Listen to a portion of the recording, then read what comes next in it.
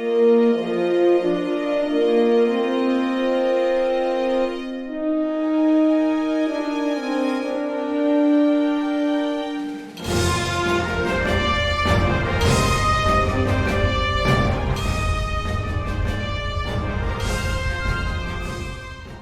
boy, everybody. I'm so excited to be here today for this continuing conversation. 2017 is when I first got introduced to Star Trek Adventures.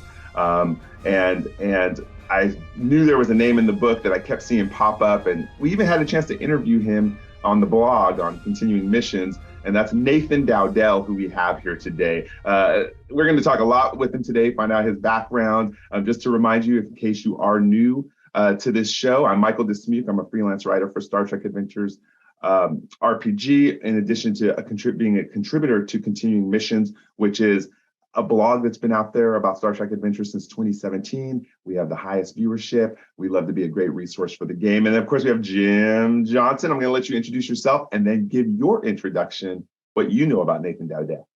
Word. Yeah. So Jim Johnson, I'm the project manager and line editor for the Star Trek Adventures role-playing game published by Modiphius Entertainment. I've been involved with the game almost from the beginning. I think I missed the first 5 months of development, but 2016 got into it.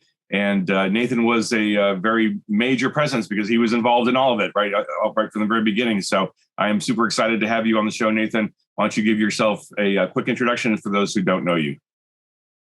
Hi, so I'm Nathan Dowdell. I'm basically the go-to guy at Modiphius for anything regarding the 2D20 system. And beyond that, I'm a veteran of the RPG industry, 13 years under my belt so far.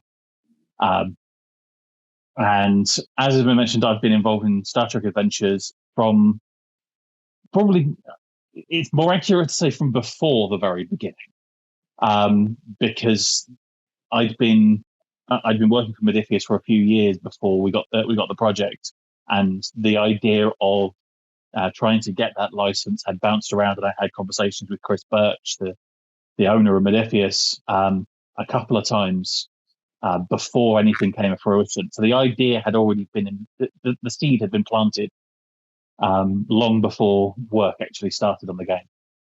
So you're like the Genesis device of Star Trek Adventures. Basically. Okay, I get it now. I'm just seeing that orange effect around you. Okay. I think myself an engineer, but yeah, notice where I put myself? I felt that way. And that's why I put myself in the engineering section. So let's ask you a question. Tell us something maybe no one knows about Nathan Dowdell, because I want you to be more than just a name in the book.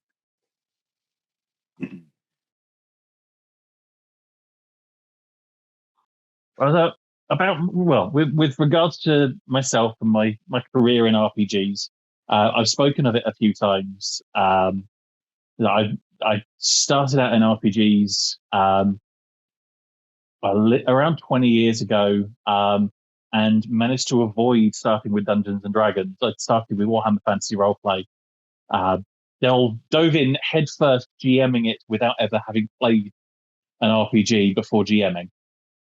And just went for it. And several of the players that were in that first session I'm still friends with them now. I've still gamed with them over the years. And yeah, from that first session, never looked back. And then on the Star Trek side, I grew up with TNG. Yeah, we had a big 3-seater sofa in the living room at home growing up, and 3-seater sofa was ideal for pretending it was the bridge of the Enterprise. Nice. Way then.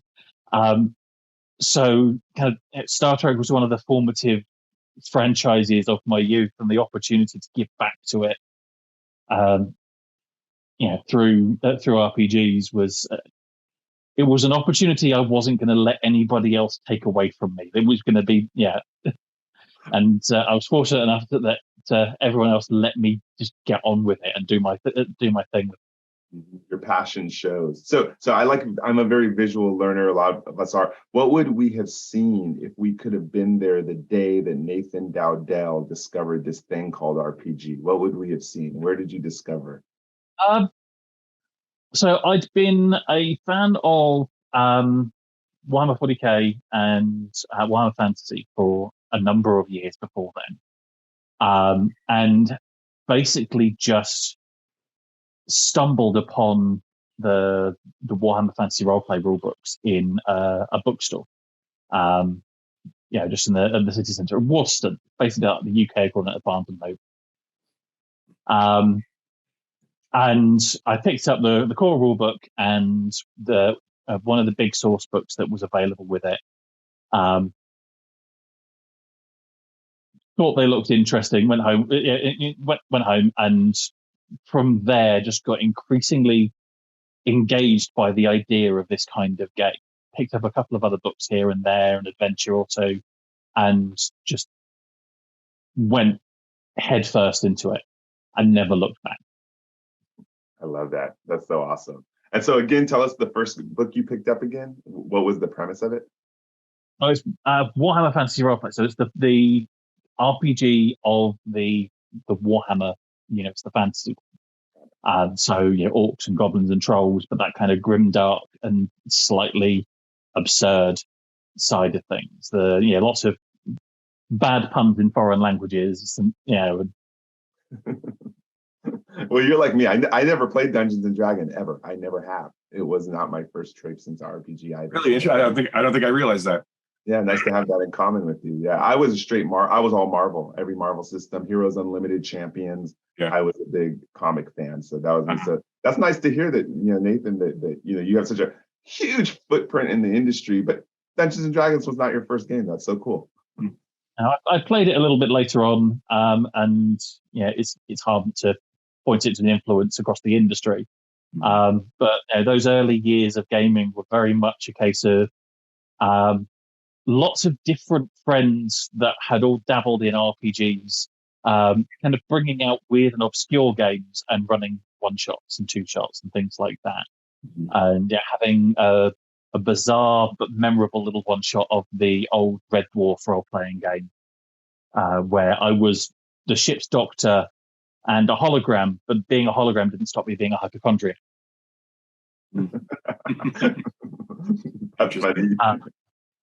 And various other, a very diverse set of gaming experiences early on, to the point where the big name in the industry is very much just one other game, and then just kind of building from that. You mentioned you've got a history with the Marvel games. I dabbled in one of the older ones, the dice list one with the gems, a little bit, and then went heavily into Marvel Heroic when that came out around a decade ago.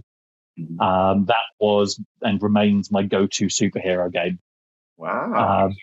I nearly ended up working on it as well. I was signed up to write for one of the event books that they had planned, and then the line got cancelled. Yeah, exactly. I was there in that heartbreaking year when it got canceled too. That was actually where that was one of our favorites too. We loved TSR. We loved Phaser Rip, as many people will know. That system was based very much off Dungeons and Dragons. It was the TSR game, but definitely Heroic was way easier to play. My friends had moved all over the planet. So. But that does kind of lead back into Star Trek as well, because around that time, you're kind of delving into the various iterations of the Cortex system that Cam Banks and at the time Margaret Weiss Productions was putting out. I had pondered a few times on a forum about how I'd do a Star Trek RPG to my tastes. I'd looked at a few of the previous ones in passing and saw it they felt very, very focused on trying to simulate the world of Star Trek, and that never felt right to me. But I looked at things like the Smallville RPG, Leverage RPG, and had kind of pondered how would I do Star Trek using that kind of approach, and elements of that stuck around and ended up becoming parts of the foundation of Star Trek Adventures when development on that started. Nice. Now, had you already developed, give us a kind of a history of some of the game systems you worked on before Star Trek, or was Star Trek your first? Oh, no, Star Trek's far from my first. I'd been so for about 3 years, like right at the start of my career, I wrote for Fantasy Flight Games on the Warhammer 40,000 role playing games, on Rogue Trader, Death Watch, Only War, and Black Crusade. And that's kind of like the starting point of of myself in the industry. And then around 2013, 2014, one of the two, I got hired by Modiphius to do some work on Mutant Chronicles, which was in Kickstarter at the time, and they just announced that Jay Little, who designed the Star Wars RPGs that Fantasy Flight make, he'd been brought in as a designer on the project. So I came in expecting just to write some background, and ended up taking on more and more development work until I'd written about a third of the core book. And by the time that project ended, Jay Little moved on to go to other projects, and because he was brought in just for that project. And I found myself as the subject matter expert for the 2D20 system, because I knew it basically better than anybody else at that point. I was the person that I'd been up to my elbows in it for the better part of a year by that point. And we'd announced that we'd be using the same system, then dubbed the 2D20 system, for Conan and for Infinity. Or I think Infinity was announced first. And I was involved, kind of not at leading the design, but certainly involved in writing up the core rules and providing the framework that the project leads on those games could run. So with those 3 games that we had established when Star Trek Adventures was kicking off. Talk to us about the 2D20 development of it, why you like that system. You obviously, it's clear through the core rulebook, it's a very popular system. What about 2D20 work? Whose idea was it initially, and to go full board on that?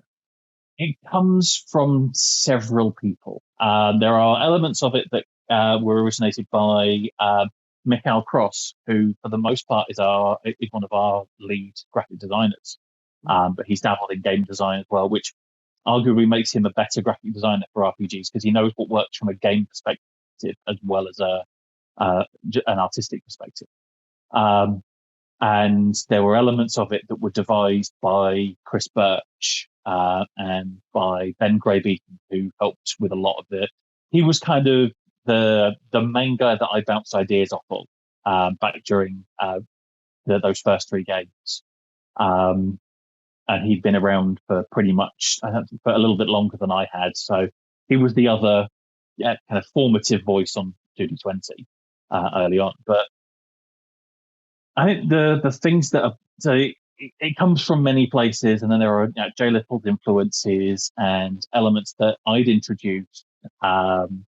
So the use of zones in combat was an element that I brought in from seeing them work really well in Fate,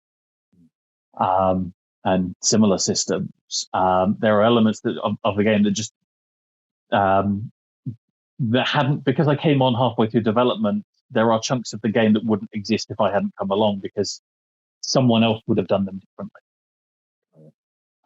So there is a sense of, I do have a sense of ownership of the system, even if it wasn't all my idea, because I've been there kind of bringing it into existence.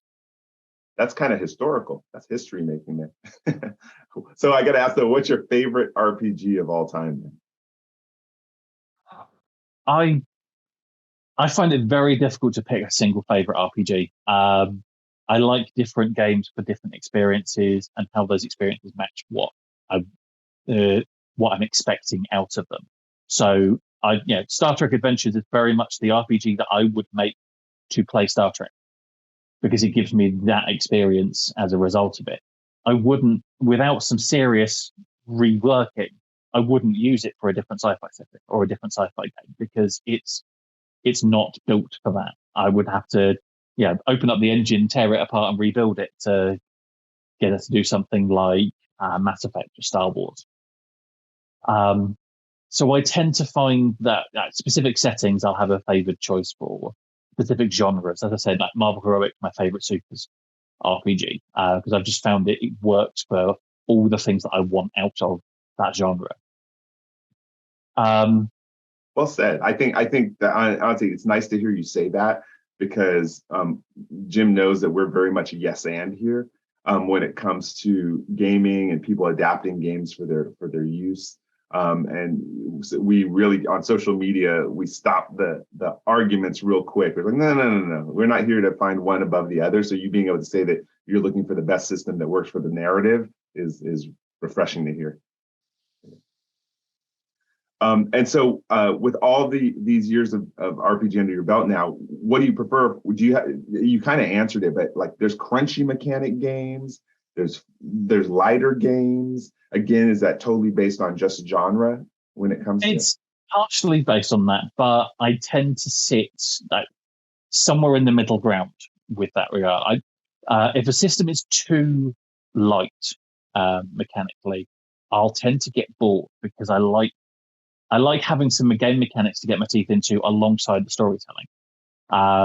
If something's too heavy, then it becomes a lot to remember, and it's a lot of additional effort for potentially not as much reward as you'd hope out of it. So I like to find something in the middle ground. For me, RPGs are very much the point at which storytelling and playing a game cross. And I don't want too much of one or the other. If I wanted to tell a story, I'd do that. If I wanted to play a game, I'd do that. Those are different experiences. An RPG is the middle point, the intersection. Well said. I'm taking notes on that one. Jim knows why. Jim, from your opinion and your point of view about the 2D20 system, you've played different versions of Star Trek RPGs. Kind of the same question to you, where it's landed now. What do you feel about the 2D20 system? So when I first got involved in the game as a writer, and I was reading the playtest materials, I was really excited because it was a different approach to Star Trek role-playing games compared to like Last Unicorn and Decipher and FASA. And I had been playing some version of a Star Trek RPG for 30 mumble years, and a lot of times my group, we had a very specific vision for how we wanted to play Star Trek, because we watched the show all the time. We watched it together as a group. We watched it individually, et cetera. And we were really, really, really into that narrative kind of storytelling, scene by scene approach to role playing the Star Trek. And none of those earlier systems really quite fit the way we wanted to do it, because they were so skill heavy, and they were just like, it was that emulation that you were talking about, Nathan, where it was trying to really present the setting in a way that we didn't care about, right? We didn't care about like hull points and shield numbers and the real nitty gritty stuff. We wanted to get into the storytelling, and we wanted a game system that facilitated that. So we kind of ended up making our own homebrew system and just kind of like winged it for the most part. But that freed us up and enabled us to tell great Star Trek stories together. And the 2D20 system, like when we were going through that playtest and we playtested it a lot, it was like this is the first time we had played a game that like presented a Star Trek game the way we wanted to run it, like 98% there, which was great. It was like, wow, like we're on the same general wavelength as Nathan, and this was super cool, and just dove right into it. And I mean, now we're 5.5, 6 years into it. Like if we're talking about the 2D20 system, as a whole, I love how you are able to adapt it to different intellectual properties and different games and create different tones and different experiences from Dune and Mutant Chronicles and Homeworld and John Carter and Star Trek, and like they're all the same system at the core, but they have very different gameplay, which I think is amazing. And I think it's something that like if I remember back in the days of the third edition, it's like third edition SRD, and everybody was coming up with a 3.0 or 3.5 version of a game, and they were like they all kind of felt the same, right? Because they're all very, very 3.5. And I remember being frustrated about that because it was like, okay, you're just taking the SRD and you're slapping on a new, I mean, this is just my opinion, because that's what I saw. And they didn't feel different enough, right, to me. Yeah, can you define SRD for new listeners? SRD is a systems reference document. So, back in the day, Wizards of the Coast created one for their 3.0 or 3.5 edition. I think it was 3.5. I don't remember now. I didn't look at it that deeply. But so they presented, but then they expanded it to 3.5. Okay, great. Thank you, Nathan. So it's presenting the core rule set, and then developers making their own games can add stuff to it, and then make it a new game.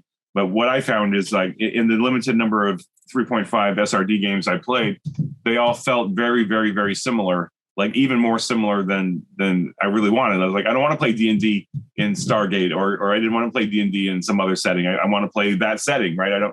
And I think chaining it to that rule set was hard, because it was like, okay, I was really familiar with D&D at the time, and it was like, okay, I'm getting the same experience, and I want a different experience.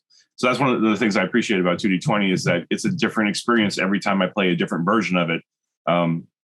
Star Trek is always going to be my first love, because that's what I've been playing forever now, and I don't see that changing. Yeah, I think that was just a long-winded answer there, Michael. But I really appreciate it. And even to go onto it more, maybe Jim answer first, and then Nathan. What do you know? Because you're both very connected on social media. I mean, I can't.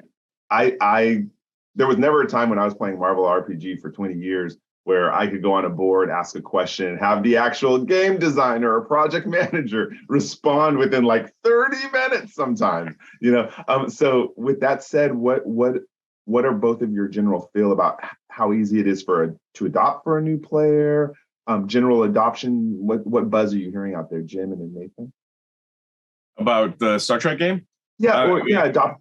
In connection with the 2D20 system, though, because for me, I mean, my personal experience, I'm used to TSR, so bring 103 dice with you, and Margaret Weiss system, you got to have a 4 or 6 or 10, you got to have it all. All of a sudden, I was like, 2D20, that's it? Okay, 6-sided dice for my Monopoly game? Okay, it was so simple. I was kind of like, but then I know I'm in love with it now. So what else are you hearing from social media or new adopters to the system? I mean, at this point, now that we're 6 years into it, what I'm hearing more often than not is like, because of the opportunities now for people to get into the game are different than they were 5 years ago, right? I mean, 5 years ago we had the core book and the quick start, and that was your entry. Those were your entry points for the most part. But now we've got 2 different quick starts. We got 3 different core books now, because we just got the tricorder set out. We got the starter set, and then we're doing these great opportunities with Humble Bundle. Humble Bundle keeps inviting us back to do opportunities with them. And so what I've been reading on social media more often than not is somebody will buy into the Humble Bundle, right? They'll spend $10-$20 and get everything for the line just about. And so they got this huge, gigantic pile of stuff to go through, and they're a little overwhelmed, which is understandable, right? I mean, if you buy into a 5-year-old line and you're getting 30, 40 products, like, where do you start? And you got to start with a quick starter. You got to start with a starter set. But I think for the most part, what I'm hearing is like, people are like, where do I find people to play this? Where do I find gamers? Because a lot of people are still online and, playing primarily online. And they want to know where to go. Where do I go? And we're just, directing them to Facebook and to the Discord and to the subreddit and stuff. And I think if we could figure out, like, if Modifius could figure out a way to get into more of the virtual tabletops, or even create some sort of thing on their website where they could say, okay, here's the gamers that are playing and running the game and are willing to run and play the game, and make that social network happen. Of course, I know, we're not unique, right? Plenty of other game companies want that too, because you can only do so much in social media to get people into it. But you raised a good point, Michael. And this is not to pat myself or Nathan on the back or anything, but I would really have to struggle to think how many times I've seen game developers online and available to the degree that we are. Like, and Nathan, even especially Nathan, you were an inspiration for me, and I don't think I ever told you that, but I should have told you, because you especially when Star Trek first came out, you were on all the social media platforms that I was on, and you were much more verbose than I was, right? You were always willing to answer people's questions on the official forums or on RPG.net or like N-World or whatever. And like, I'd see a question, it's like, oh, I'm starting to formulate an answer. And then Nathan already had like a 5-paragraph response to it. And it was like, oh, Nathan's already got this covered. We're good. But it's just amazing to me. I mean, to me as a gamer, to have that level of connectivity to the people who are involved in the game. And I know for a fact that the fans really appreciate that. Like when I'm on Facebook or on Discord or on any of the other channels, a lot of times I'll see a comment from somebody. They'll say, hey, oh, I didn't even realize we had the game, the game developer or the line manager or whoever here. This is amazing. We can pepper them with questions or just get that feedback and stuff. And it just helps build the community, I think. And I mean, like you said, Michael, back in the day, I wish we had the internet. Because of course, but when I was playing D&D and Boot Hill and Star Frontiers, like the internet wasn't even a thing yet. We didn't have the only people we could talk to about it was our local friends, or if we managed to make it to a game store or something, talk to the other gamers at the game store. But I'll stop talking. And Nathan, what are your experiences as far as the buzz online for Star Trek Adventures in particular? I mean, there has always been this element that has been I've kind of taken as a personal challenge. That the system looks more complicated than it is when you actually play it, and almost everybody that I found that have gotten through that initial learning process have gone, it's a great system. There is a point where it clicks and and everything resolves and they're fine with it. I've had great experiences in conventions and face-to-face demo games, teaching people how to play, and it just not just clicking with people, but really resonating with them. And this isn't just at gaming conventions. As I've mentioned a few times elsewhere on social media, I've done a few Star Trek conventions here in the UK over the last few years. The Destination Star Trek events, which unfortunately won't be continuing because internal big company politics. And I've had situations, when everybody is already on board for Star Trek, all you need to teach them is the actual playing the game. And I've had people who across a weekend have turned up at the start of the weekend and been, what's this about? I'm not sure about this. I'm not sure I can, keep up with what's going on.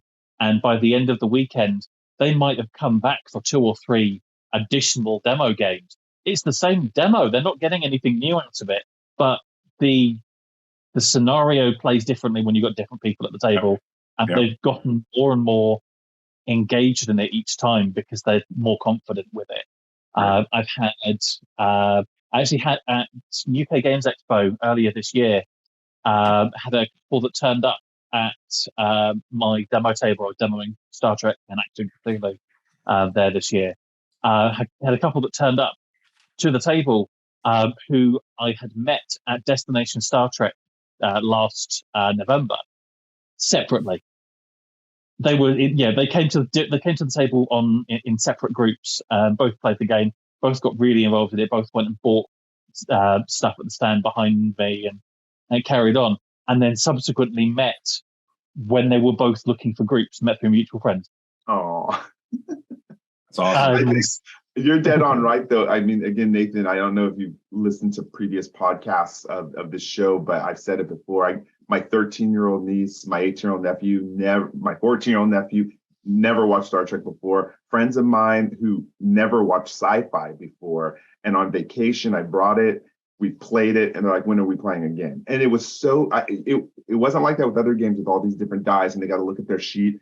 Once they hold their 2d20 and they know their base number and they roll, the game is on, and the narration really pushes it through. So that's why I think it's that's why I do think it is the best design game I've ever personally played, just because of its teachability factor, from kids all the way up to non-sci-fi loving people who just want a good story. So that's why I wanted to ask that question about what you felt about the reaction.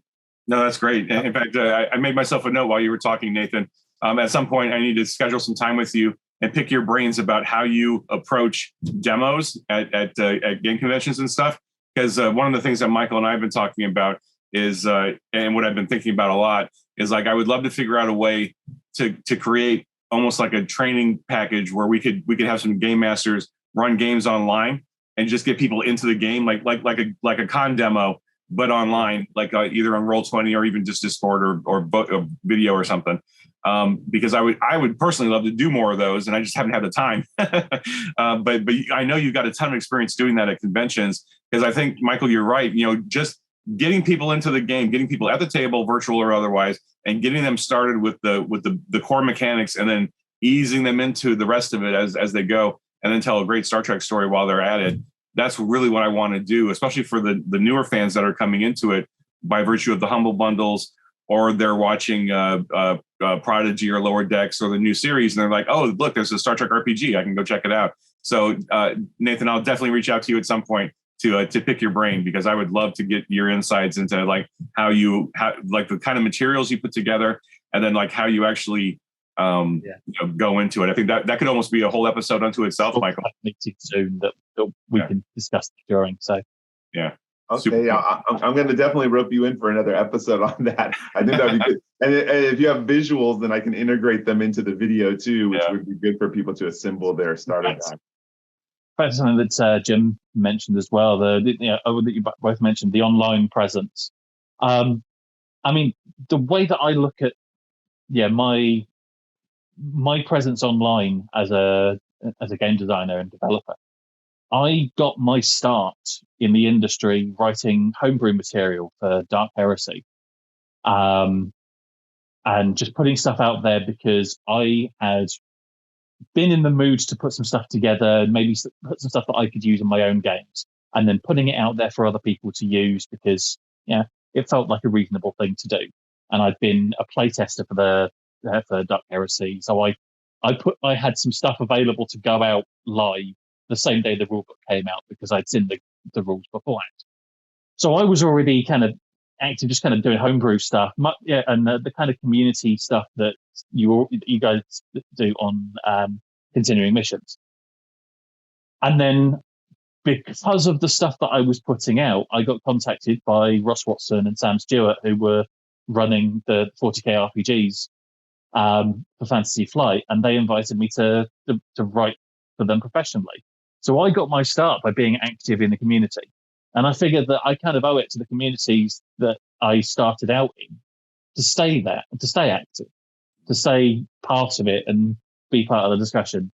Yeah. And as you talk, I'm like, I think we were split at birth, dude. I think we're like fraternal twins or something, because that's like my entire story with Star Trek Adventures. I mean, we're triplets, honestly. I mean, those of you who are only listening on the podcast, like Nathan's talking and Michael and I are nodding our heads in agreement, because I think all three of us got to start the same way, right? Like Michael, I mean, obviously you've been writing stuff for Star Trek and as a fan, and then you got into it. And I mean, I did the exact same thing. I was a play tester on Decipher's Lord of the Rings RPG, and I loved the game and the setting so much that I just started making up my own stuff, fan-based stuff. I mean, even to the point where I was one of those guys who would go out looking for the right font packages, right? I want to emulate the font and the layout and the design that they did. And I got, what was I using? Some like cheapo Microsoft Publisher or something. I mean, it was a horrible system to try to emulate the layout. But me and a couple other folks that were really into the Lord of the Rings game, we just kind of like created our own content. We were just churning out content just for the love of the game and for the fans. And that led us into working on the game, for realsies. And so I'm just nodding my head here because I know all three of us did and it's not unique to us, obviously, because like I know a lot of people, that's how they get their start in the industry, is they love a game, they create fan content for it, and then they either push to get noticed, or someone says, hey, I saw your stuff, I like it, come work for us or something. Like, I mean, even now, 20 something years later, I still get messages from people who still find my old Lord of the Rings stuff online. Like, I don't know where they're finding it, because I didn't even upload it, but somebody uploaded it to the internet, and it's out there in the great big ether, right? And it's like, oh yeah, you wrote this thing 20 odd years ago. Can I get a copy of it? It's like, that's cool. I think I've got a zip drive somewhere or a thumb drive somewhere. I don't even know, because that was like 10 computers ago or something. So I love the fact, Nathan, that you're telling a very similar story, and it makes me appreciate you and Michael so much more, because it's like, yeah, we've all got the common common background on that. So I'll stop talking now. You don't have to stop talking. It's fine. Nathan, oh, wait, I'm a co-host. I don't have to stop talking. That's right. Exactly. No, but I mean, it's just fascinating, Nathan, that that's where you got it going. And then from there, it just snowballed, right? You got involved in other games. Yeah, I mean, as it happens, I got involved in with Modiphius through Ross Watson again. Was a friend of his had been involved in Mutant Chronicles, or had been signed up to write for Mutant Chronicles, and had to drop out for personal reasons. And Ross recommended me for the job, and I was just going to be doing a background chapter for the core book and the background for one of the source books. And I come in and just end up developing huge chunks of the game system, and then going from being a part-time freelance gig to a full-time job. And I mean, it really shows you where passion can pay off. We've talked about this again in some of the other podcasts, because people are asking, well, how do I get into the industry? So I think your story is just model for that, where if you love doing something, if you love to paint, you don't wait to get paid to paint. If you love playing the guitar, you don't wait to get paid to play the guitar. And story writing and RPG design and all that, it's a passion. And again, as is in proof in your case, Jim's case, in my case, especially now with the internet, is that when you put yourself out there, if you're doing quality stuff, you're going to get noticed, and especially one of the things I commend about you and Jim also is you really make a safe space for everyone to come into the game. Even though social media can be so twisted and bitter sometimes, I personally, the only reason I'm ever on social media is for work, whether it's my day job or whether it's this. But that the space has been kept safe for people to come in and just have a good time is worth its weight in gold also, or Latinum in this case. Yeah. Thanks for that. Appreciate it. I think I mean, I know that just by our natures, Nathan and I try to create safe spaces. I think part of that amplifies that, though, is probably the fact that we're working on Star Trek, right? And Star Trek, by its very definition, is all about diversity and equity and equality and creating safe spaces for people. And I think it would be a crime against the IP if we didn't do that, right? Like if we were, creating gates and keeping people out and certain people in, certain people out, or whatever, it just wouldn't fit the milieu, right? Or the IP. So, but thanks for noticing. Appreciate it, Michael. Yeah. So here's what we're going to do. There's so much to talk about, and we still have more to talk about, but I want to break it into 2 episodes. So I'm going to ask everyone to tune in next week. We're going to take a pause here to get set up for the next episode. Nathan, hang around because I have still some really good questions to ask you that I know people want to know.